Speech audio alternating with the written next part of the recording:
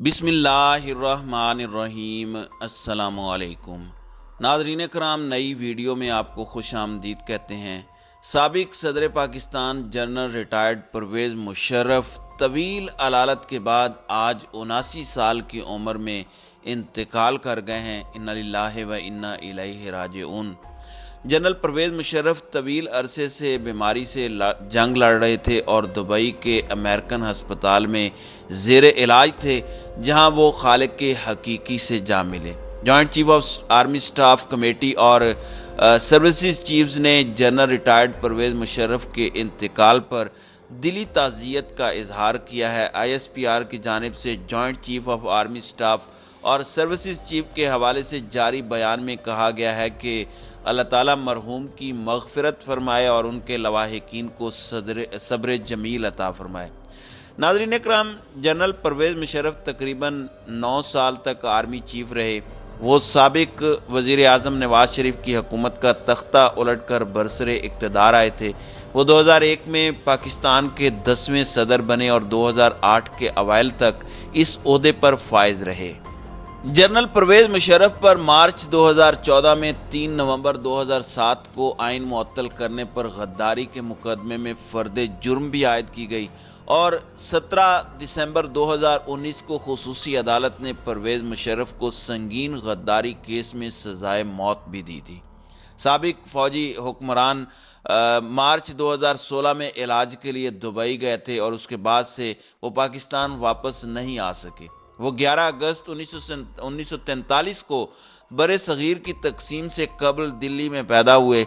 पाकिस्तान बनने के बाद उनका ख़ानदान कराची में आबाद हुआ, जहां उन्होंने सेंट पैट्रिक स्कूल में तालीम हासिल की। बाद अज़ां उन्होंने काकोल में पाकिस्तान मिलिट्री अकेडमी में शमूलियत इख्तियार की और 1964 में ग्रेजुएशन के बाद उन्होंने पाकिस्तान आर्मी में कमीशन हासिल किया।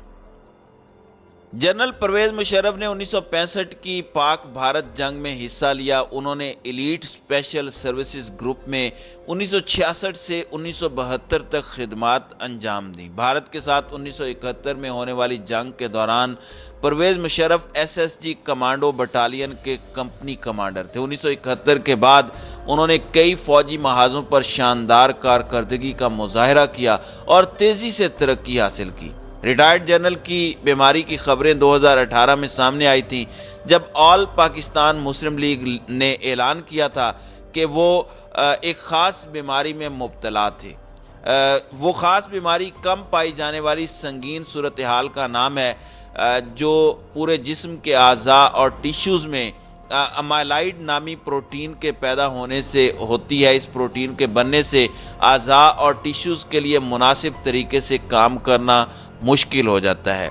ख्याल रहे कि गुज़श्ता बरस 10 जून को उनके अहल खाना ने वाज़े किया था कि वो वेंटिलेटर पर नहीं है, लेकिन 3 हफ्तों से हस्पताल में दाखिल हैं। अहल खाना ने यह बयान उस वक़्त जारी किया था जब उनके इंतकाल की झूठी खबरें समाजी राब्तों की वेबसाइट्स पर गर्दिश करने लगी थीं और कुछ पाकिस्तानी और भारतीय अशाती इदारों ने भी उसे शाये किया था।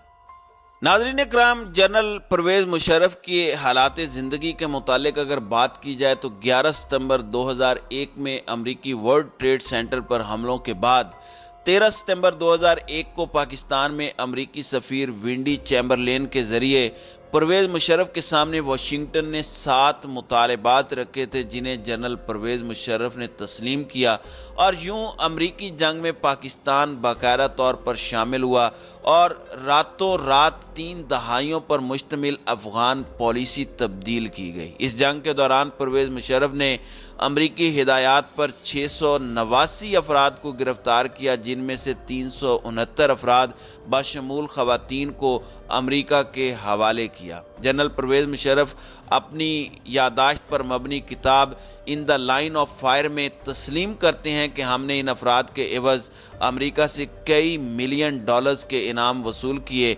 ये जुमला उन्होंने बाद अज़ां उर्दू तर्जमे में हज़फ भी किया। परवेज़ मुशर्रफ के गिरफ्तार और अमरीका के हवाले किए जाने वाले अफराद में अक्सरियत उन अफराद की है जो अफ़गानिस्तान में काम कर रहे थे, जिनको अमरीका ने ग्वांतानामो में कई बरस तक बदतरीन तशद्दुद का निशाना बनाने के बिलाखिर बाद रिहा किया था।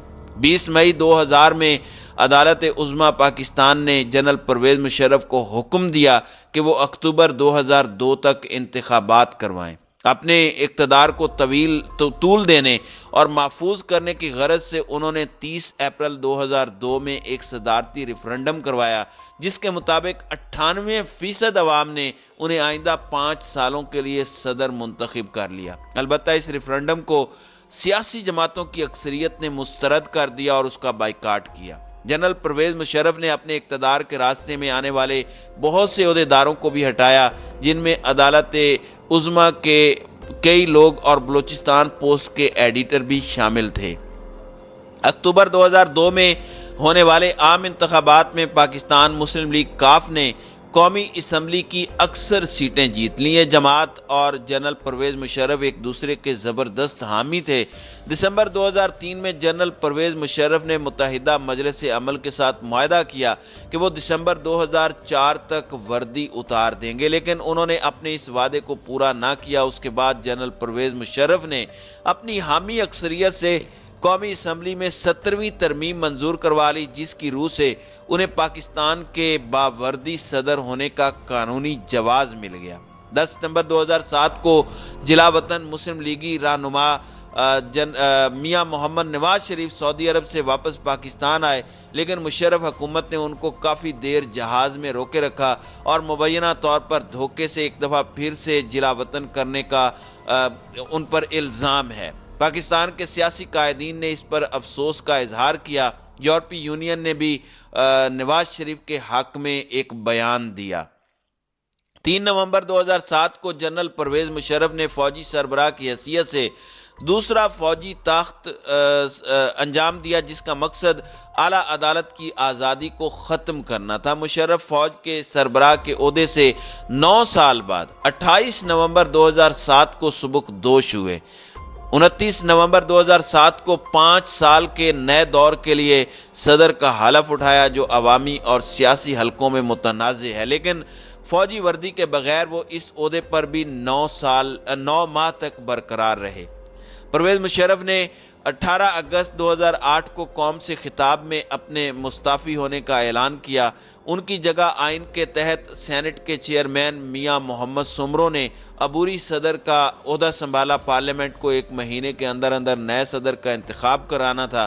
چنانچہ 18 فروری کے عام انتخابات 2008 کے بعد نئی حکومت کے آصف علی زرداری نے نئے صدر کا حلف اٹھایا۔ بحیثیت صدر پرویز مشرف نے اپنی خود نوشت انگریزی میں جو کتاب ہے اس کو بھی جو ہے وہ شائع کیا۔ صدارت سے ہٹنے کے کچھ دیر بعد پرویز مشرف برطانیہ جا کر مقیم ہو گئے۔